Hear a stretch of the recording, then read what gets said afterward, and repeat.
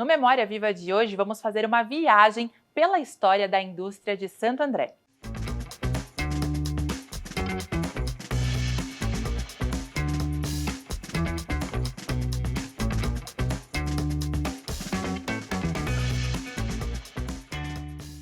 Conversaremos com o historiador Marcelo Paiva para desvendarmos como a cidade se tornou esse polo industrial desde as primeiras fábricas até os dias de hoje.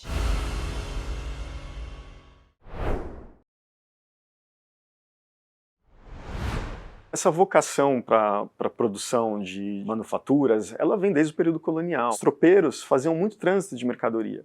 Então a região já produzia carvão, madeira, alimentos, couro, olarias. A gente tem um capítulo muito importante que é a chegada da ferrovia, né, a São Paulo Railway, que é mais tarde a Estrada de Ferro Santos-Jundiaí, que foi construída para ligar a produção cafeira ao Porto de Santos. Então, ao longo da ferrovia, toda a região vai começar a concentrar atividades industriais cada vez maiores, atrair uma grande massa de imigrantes, principalmente italianos, mas também japoneses, portugueses, espanhóis, alemães.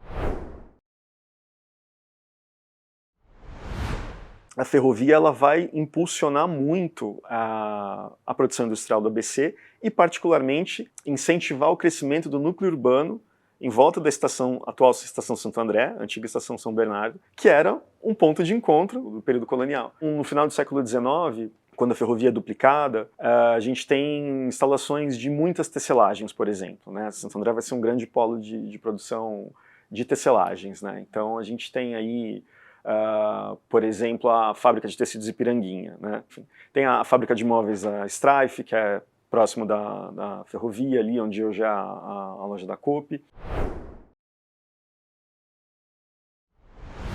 No começo do século XX já tem greves que acontecem, né?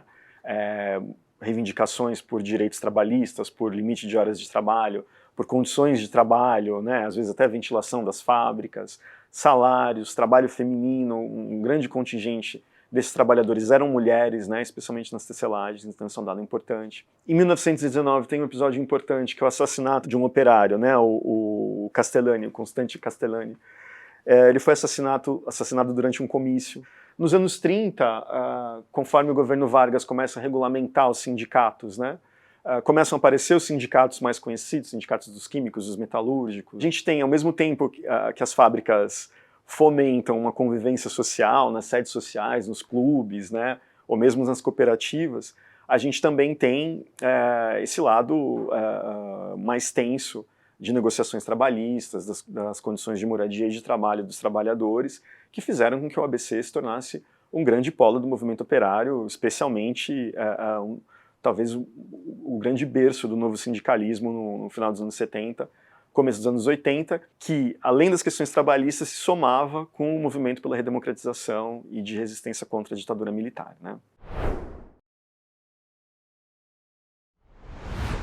Se a gente for seguindo a linha do trem ali de São Caetano, sentido sul, a gente vai ver a Transpetro, que é o posto de distribuição de combustíveis da Petrobras, a gente vai ver a General Motors, a gente tem ali ainda um polo na região de Utinga de metalurgia e siderurgia, né? Tem a Cosipa, Uzi Minas ali. Ainda tem a produção de cimento da Companhia Siderúrgica Nacional. E esse polo termina ali, né, geograficamente falando, ali na região da refinaria de Capuava, né, já em Mauá, no polo petroquímico. E mais para o sul, né, a região de Capuava, começa a se desenvolver mais a partir da indústria petrolífera nos anos 50, né? Com o polo petroquímico e depois ali a Cofap, a Pirelli, a TRW, né, a Firestone, que são todas indústrias que ainda estão ativas, né, embora com outras empresas, né, que compraram, fizeram fusões, enfim. Mas ainda é um polo ativo que está ali na região funcionando. Em 1924 chega a CONAC, né, a Companhia Nacional de Artefatos de Cobre, que é a Pirelli, né, que faz fios, cabos e depois também pneus, né. Em 1940 chega a COFAP, né, que também se instala ali na região de Capuava, e a Firestone também no mesmo ano. A refinaria de Capuava, né, a Petrobras é fundada nos anos 50, então logo na sequência a refinaria de Capuava é fundada com dutos trazendo de Cubatão até a região do ABC, o óleo bruto, para ser refinado e tratado e depois distribuído, beneficiado, né? A gente tem essa configuração ali mais na região de Capoava. Com a indústria automobilística e a Via Anchieta, né? Um período em que o rodoviarismo começa a ganhar importância frente à ferrovia, mas Santo André não fica para trás, né? Essas empresas de autopeças continuam fomentando a indústria automobilística Santo André se reinventa e continua sendo essencialmente industrial, com suas atividades econômicas até ali o final do século XX. E uma massiva imigração nordestina também, que vai causando um aumento populacional em Santo André muito grande, né, ao longo do tempo.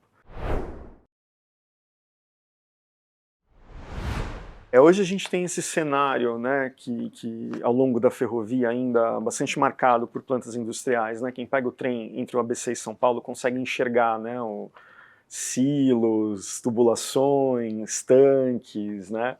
Ainda dá para ver em algumas empresas os ramais ferroviários, que era justamente para escoar a produção e trazer suprimentos, né? A Rodia Têxtil foi muito importante, ela foi criada para a produção de fios sintéticos para tecidos, né? Então a Rodia promovia desfiles, ditou moda há muito tempo com esses desfiles, com a cor, né? As cores da produção, a Rodia ditava qual seria a cor da moda, tem croquis, né, dos estilistas, que essa coleção foi doada para o MASP. Tem o Moinho São Jorge, né, que talvez seja o edifício mais visível, mais marcante na paisagem dessa calha da ferrovia. Pouco a pouco as indústrias vão saindo da região, esse processo acontece desde o final dos anos 90, né, no meados dos anos 90, e ficam esses grandes edifícios industriais, como o Moinho São Jorge, que ou vão sendo pouco a pouco demolidos e dando lugar a supermercados. Por exemplo, o shopping Gran Plaza, ele foi construído nas dependências de onde era a Black Decker, né? Antes da Black Decker, a General Electric, né? E aí a gente se pergunta, né, como atender às novas demandas que a cidade tem pelos espaços com a preservação dessa memória. Como preservar o Moinho São Jorge, por exemplo, ao mesmo tempo garantindo o seu uso, né? Garantindo o seu aproveitamento, porque é preciso encontrar soluções que sejam viáveis, né? A GM está fazendo 100 anos de aniversário, por exemplo, aqui em São Caetano, enfim. Então a gente tem bastante material e bastante testemunhos, né? Pergunta para qualquer jovem de Santo André qual a história dos seus avós e seus bisavós. Com certeza vai passar, alguém da família vai ter passado pelas fábricas, né?